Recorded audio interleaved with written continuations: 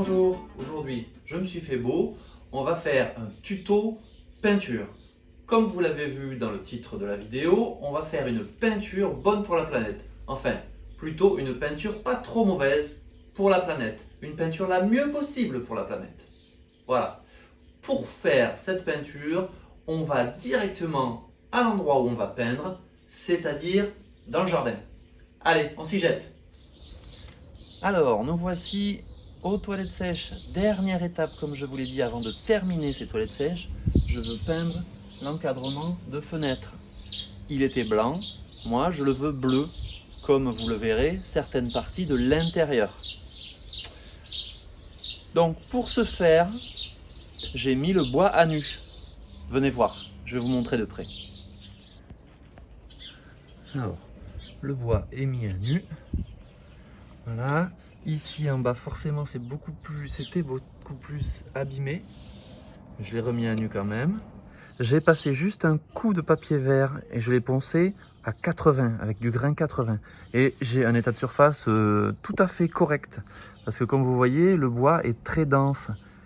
Les veines, les stries de croissance du bois sont très rapprochées. Ça reste un bois très dur. Je ne sais pas ce que c'est comme bois qu'ils utilisaient à l'époque parce que c'est une vieille fenêtre. En tout cas, l'état de surface est très bien. Donc, j'ai passé de l'alcool à brûler dessus pour enlever toutes les poussières. Et maintenant, je vais mettre du scotch ici sur la fenêtre parce que je veux peindre le bois. Je ne veux pas peindre la fenêtre. Je mettrai le scotch là parce que je veux peindre le bois, pas la fenêtre, mais je veux peindre le joint aussi. Je veux que ce soit bleu depuis là jusque là. Voilà. Donc, je vous repose un peu en arrière. Je mets mon scotch et on pourra passer à la peinture proprement dite.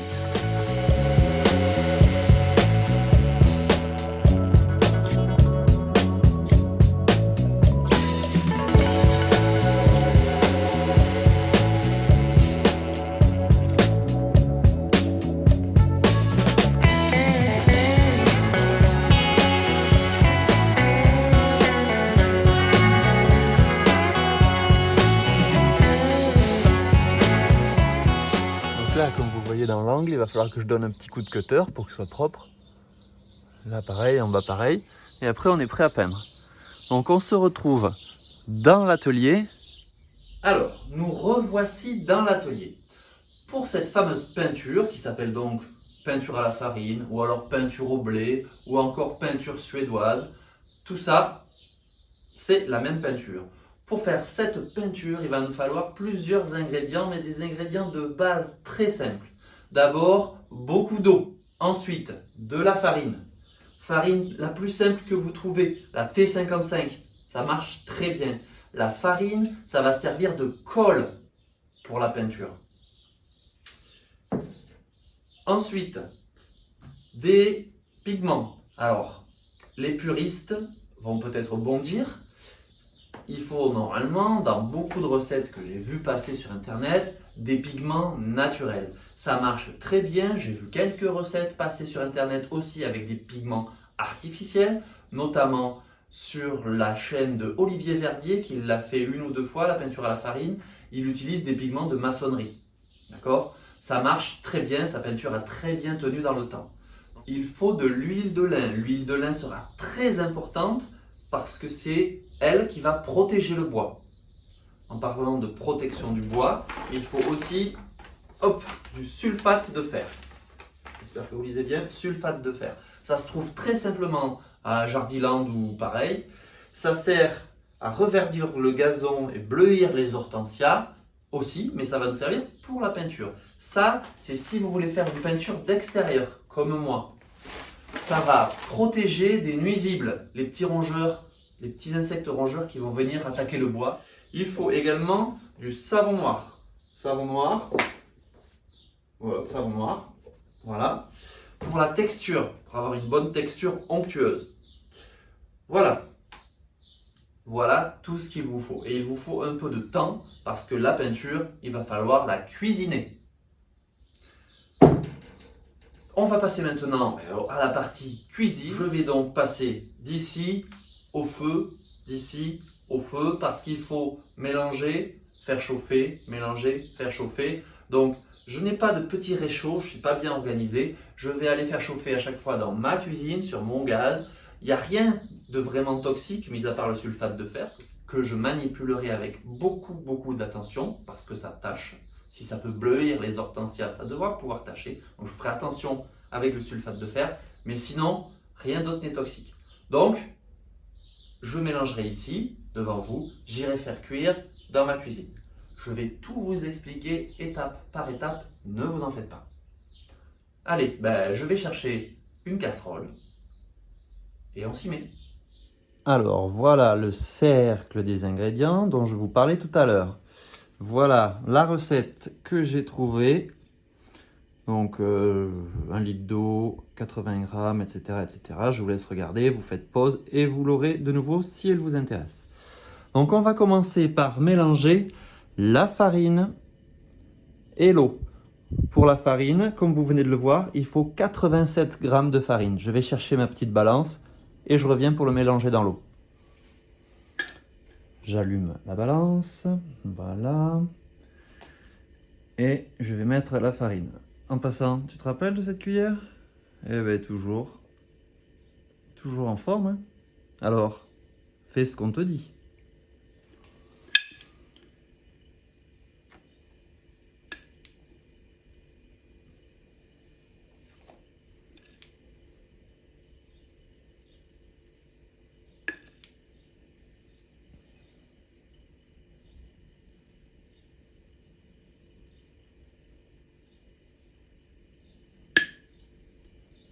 ...89...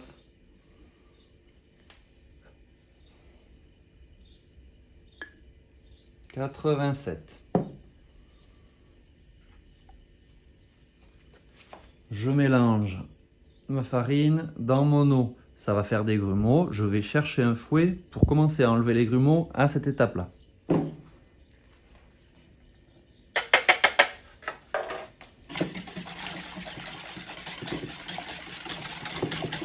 C'est comme un gâteau. On fouette. Et maintenant, je vais aller faire frémir, légèrement frémir, oui c'est le mot, ce mélange un quart d'heure à feu doux. Et je reviens ici pour le mélange suivant. Nous voici en place à la cuisine. Je vais utiliser, quand ça va commencer à frémir, je vais utiliser ce genre de petit ustensile. Alors là, je le règle sur un quart d'heure. C'est pas précis à ce point-là, bon, 16 minutes. Voilà. Ça y est, ça commence à bouillir. Donc c'est parti pour un quart d'heure. Il faut toujours remuer. D'ailleurs là, c'est bien mélangé. Je vais changer d'ustensile. Ça, je le garde pour fouetter. Et je vais prendre une cuillère en bois.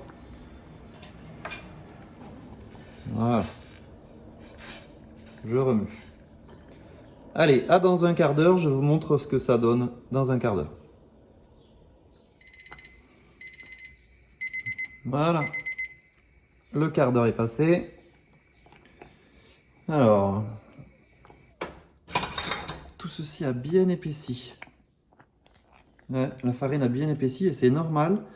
Enfin, c'est pas la farine qui a bien épaissi, c'est le mélange qui a bien épaissi parce que l'eau à l'ébullition s'est évaporée, donc tout a épaissi. On retourne à l'atelier pour la suite des opérations. Voici donc ma tambouille. Il est l'heure maintenant de passer à la deuxième étape. La deuxième étape, ce sera avec le colorant et le sulfate de fer. Première chose à rajouter, les pigments. Donc on va y rajouter 300 g de pigments.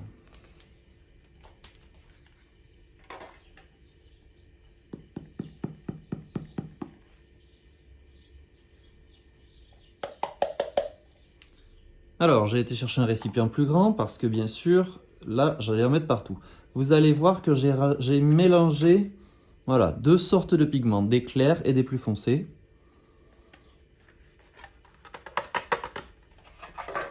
Voilà. Et j'en ai 200 grammes. Bon. Et on va faire avec ça, je n'ai pas d'autre. Ah non, il m'en reste un peu là. Bah oui, non, 200 grammes. Bon, 200 grammes au lieu de 300, j'espère que ça ira. Ça ne changera que la couleur. Donc, et en même temps, cette recette était j'incorpore. destinée à l'utilisation de pigments naturels beaucoup moins efficaces que les pigments artificiels que je viens d'utiliser. Et maintenant, Tout je ceci vais ne devrait remuer un donc peu pas au changer caméra, beaucoup la et couleur. après, je rajoute le sulfate de fer. Vous voyez, c'est pas mal du tout. Maintenant, je passe au sulfate de fer. Sulfate de fer, il m'en faut 31 grammes. C'est parti. Pour manipuler ça, je vais utiliser des gants.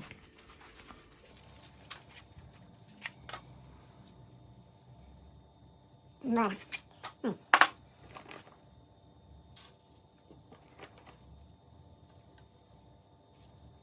Il manque 1 gramme.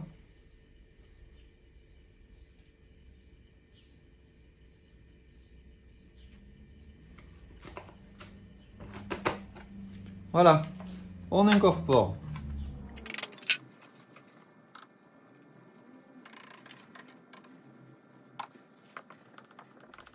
Voilà, et maintenant je vais refaire cuire un quart d'heure. On se retrouve ici dans un quart d'heure. J'espère que je ne vais pas en foutre partout. Voilà.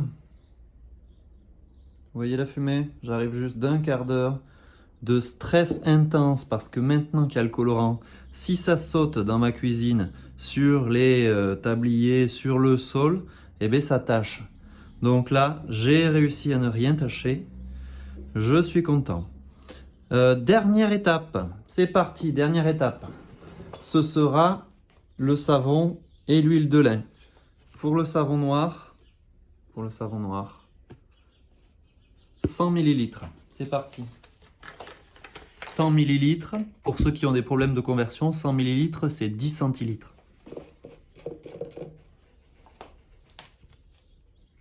Là, on voit pas bien, 10 centilitres.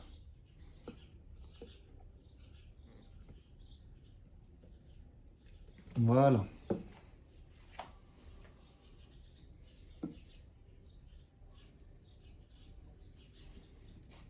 Ça donc, c'est pour la texture. J'espère que je vais avoir une bonne texture onctueuse. Ça sent bon en tout cas. Et pour l'huile de lin,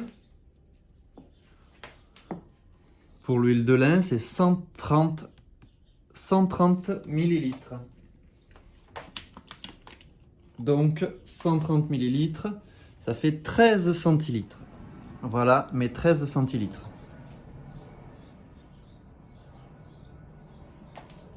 Voilà.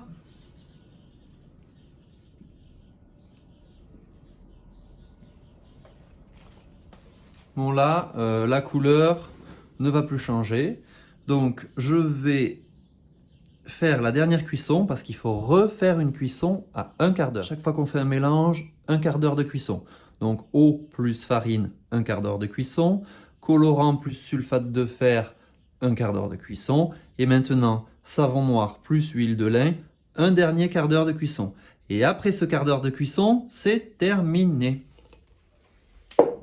Allez, je vais cuire et je vous retrouve dans un quart d'heure. Et voilà, je reviens de un quart d'heure de cuisson. Regardez-moi cette texture, j'en suis fou. Ce bleu profond, j'en suis fou aussi. Donc là, qu'est-ce qui va se passer? Je vais la laisser refroidir. Dès que je vais arrêter de tourner, il va y avoir une croûte qui va se former.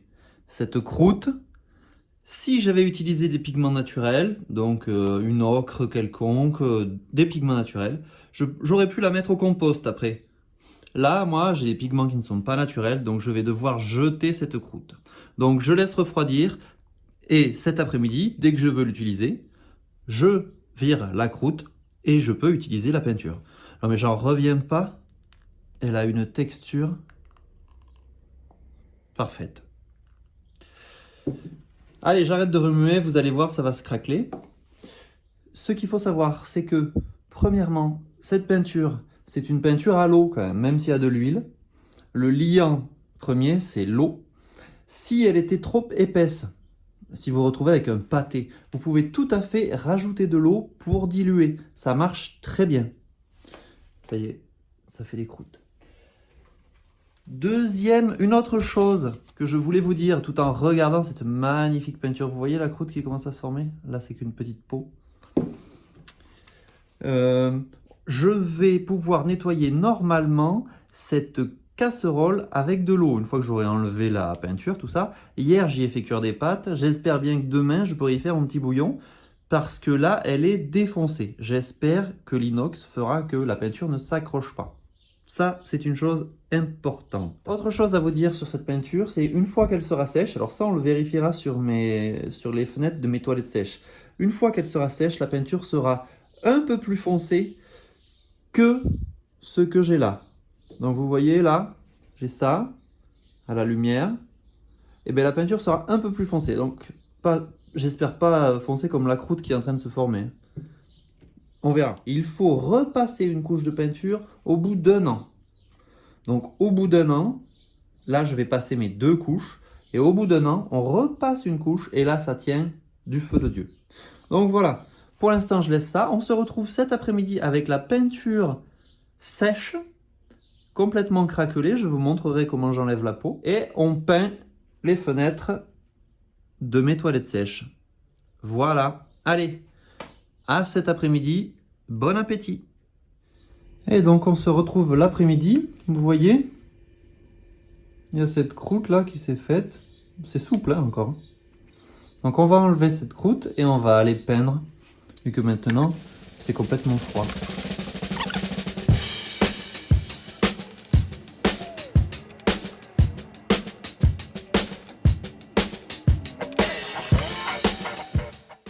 Et voilà la peinture.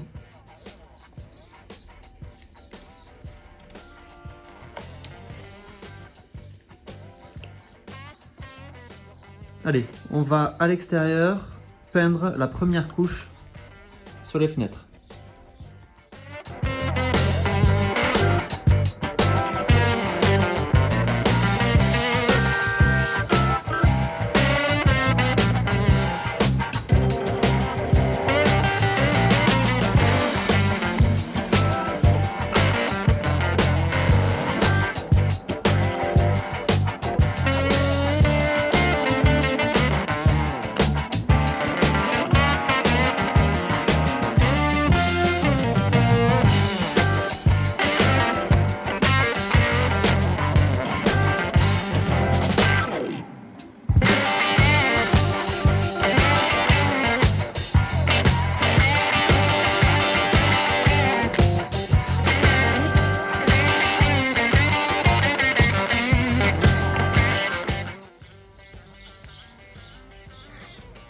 Et voilà, ça y est, j'ai fini la première couche. Je vais faire l'autre fenêtre en attendant que ça sèche. Alors, la première couche est passée. En attendant qu'elle sèche, je vais protéger ma peinture ici parce que dès qu'elle s'oxyde, c'est-à-dire dès qu'elle prend l'air, la croûte a tendance à se reformer. Donc je vais la mettre, la peinture fraîche, dans un pot hermétiquement fermé pour protéger la peinture.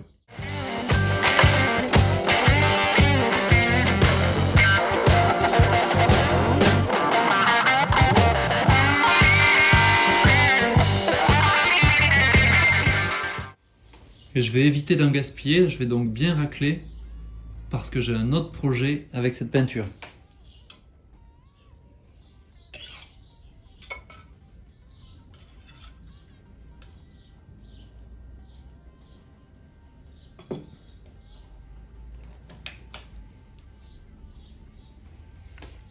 Voilà mon pot de peinture, 1,5 litre. Je vais pouvoir le garder une bonne semaine. Une bonne semaine, fermé hermétiquement comme ça ne bougera pas. Avec un peu d'eau, je pourrai le diluer. Donc, il attend quelques heures pour la seconde couche. Et après, il attendra une semaine ou deux pour le deuxième projet. Voilà. Je le mets avec mes peintures. Maintenant, voilà. Maintenant, je vais voir si tout ça peut se nettoyer assez facilement. Ça, c'est l'inconnu. Je vous montre l'état du matériel juste après. Alors, un point sur le nettoyage. Tout est revenu parfaitement bien. La casserole, nickel. Pinceau, pareil. Le couteau à plâtrier, pareil. Et la cuillère, pareil. Ce que j'ai fait, c'est que j'ai tout nettoyé à l'eau dans un premier temps et il restait une pellicule grasse. Ben, normal, il y a l'huile de lin, il y a le savon, tout était un peu gras. Donc, j'ai tout nettoyé au savon de Marseille, simplement au savon de Marseille, le pinceau également. Tout est redevenu nickel. Il n'y a plus une trace de gras. Alors, la cuillère et la casserole, je vais quand même les mettre au lave-vaisselle par acquis de conscience, mais ils sont... Vous entendez ce petit bruit caractéristique de quelque chose qui n'est pas gras. Donc plus rien n'est gras, un bon nettoyage au savon de Marseille et c'est top. Voilà, je vous attends immédiatement pour vous, dans quelques minutes pour moi, pour la deuxième couche où je vais ressalir mon pinceau.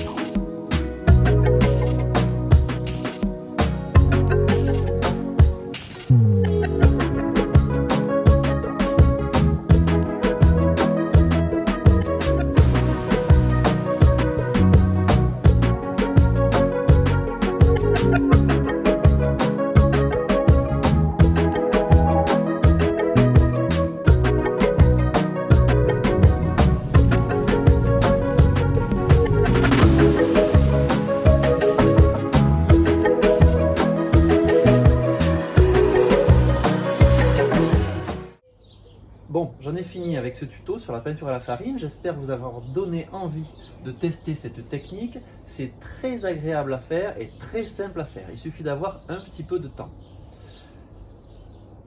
Deux petites précisions ou trois. J'ai mis 2 couches de peinture. J'aurais pu en mettre 3 parce qu'avec ce pigment, la peinture n'est pas très couvrante. Enfin bon, là, ça suffit quand même. C'est 2 ou 3 petits détails à certains endroits qui se voient de près. D'où vous êtes, normalement, vous ne voyez rien, vous voyez une peinture uniforme. Autre chose, entre les 2 couches, j'ai laissé sécher, c'est difficile à dire, j'ai laissé sécher 1 heure. Et ça passe très bien. Pas besoin d'égrainage, ça reste lisse, nickel. Alors autre chose, comme je vous l'avais dit, je ne savais pas si ça allait se réaliser ou pas, mais la peinture fonce. Elle devient beaucoup plus foncée entre le moment où on la prépare, vous l'avez vu, et le moment où elle sèche. Donc là, c'est un bleu très foncé que j'obtiens. Ça me va tout à fait. C'est pas flashy, c'est exactement ce que je voulais. Mais il faut savoir que ça fonce entre le moment où elle est préparée, donc quand elle n'est pas sèche, et le moment où elle est sèche, à cause de l'huile de lin. Voilà, j'espère vous avoir donné envie de vous abonner à ma chaîne. J'espère vous retrouver bientôt pour d'autres vidéos. A bientôt, bricolez bien!